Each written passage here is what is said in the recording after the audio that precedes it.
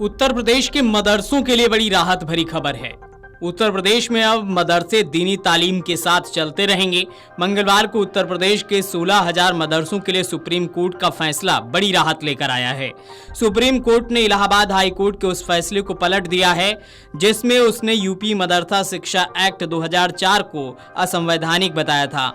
उत्तर प्रदेश में 16,000 मदरसे हैं जिनमें 17 लाख छात्र पढ़ाई करते हैं। सुप्रीम कोर्ट ने 2004 के उत्तर प्रदेश मदरसा शिक्षा बोर्ड अधिनियम की वैधता बरकरार रखी और कहा कि ये एक्ट धर्मनिरपेक्षता के सिद्धांत का उल्लंघन नहीं करता है। सुप्रीम कोर्ट ने कहा कि धर्मनिरपेक्षता के मायने समझने चाहिए। हर धर्म के अपने संस्थान हैं, ऐसे में मदरसों को क्यों निशाना बनाया गया है।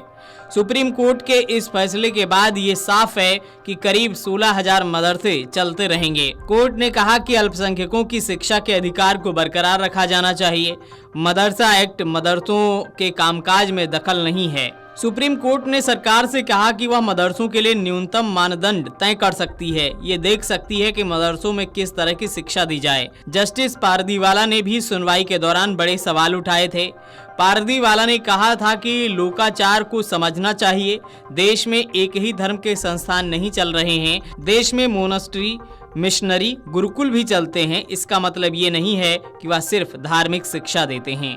बता दें कि उत्तर प्रदेश में 2004 में मदरसा एक्ट बनाया गया था। इसमें कहा गया था कि सभी मदरसे सरकार के नियमों के अधीन होंगे। यूपी में 24,500 मदरसे हैं जिनमें 8,000 रजिस्टर्ड नहीं हैं। बचे 16,500 मदरसे रजिस्टर्ड हैं और सरकारी नियम से चलते हैं। 560 मदरसे ऐसे हैं जो राज्य सरकार की फंड से चलते हैं। अब मदरसों का तर्क क्या था वो भी हम आपको बता देते हैं। 1908 से मदरसे चल रहे हैं। यूपी में 16,500 मदरसे हैं।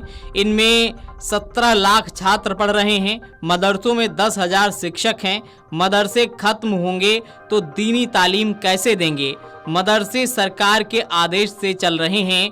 उनके सिलेबस को मदरसों में लागू किया जा रहा है। बता दें कि सुप्रीम कोर्ट ने मदरसा एक्ट मामले में फैसला सुनाते हुए कहा कि मदरसा बोर्ड और राज्य सरकार के पास शिक्षा का मानक निर्धारित करने के लिए पर्याप्त शक्तियां हैं। सरकार क्वालिटी एजुकेशन के लिए मदरसों को रेगुलेट कर सकती है। फैसला सुनाते हुए सुप्रीम कोर्ट ने कहा कि अधिनियम की विधायी योजना मदरसों में निर्धारित शिक्षा के स्तर को मानकीकृत करना है।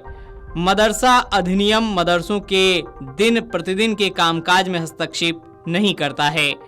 इसका उद्देश्य उत्तर प्रदेश राज्य में अल्पसंख्यकों के अधिकारों की रक्षा करना है और ये राज्य के सकारात्मक दायित्व के अनुरूप है जो ये सुनिश्चित करता है कि छात्र उत्तीर्ण होकर सभ्य जीवन जिएं।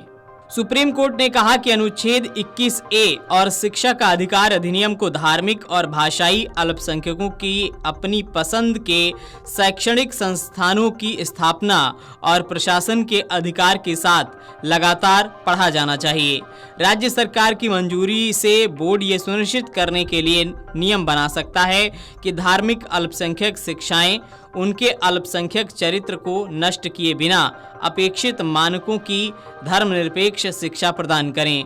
मदरसा एक्ट को रद्द किए जाने के फैसले के खिलाफ याचिकाएं Anjum Qadri, managers association Madaris Arabia UP, all India teachers association Madaris Arabia Nai Delhi, manager association Arabi Madrasa Nai Bazar और टीचर्स एसोसिएशन मदारिस अरबिया कानपुर द्वारा दायर की गई थीं। हाई कोर्ट की लखनऊ बेंच ने 22 मार्च को मदरसा एक्ट को असंवैधानिक करार दिया था।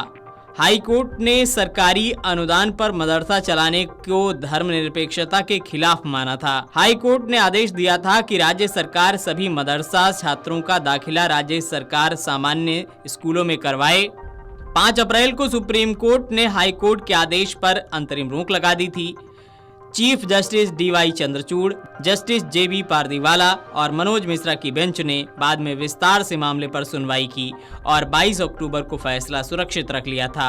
हाई कोर्ट के आदेश के खिलाफ सुप्रीम कोर्ट पहुंचे मदरसा संचालकों का कहना था कि इससे 17 लाख मदरसा छात्र और 10,000 शिक्षक प्रभावित होंगे।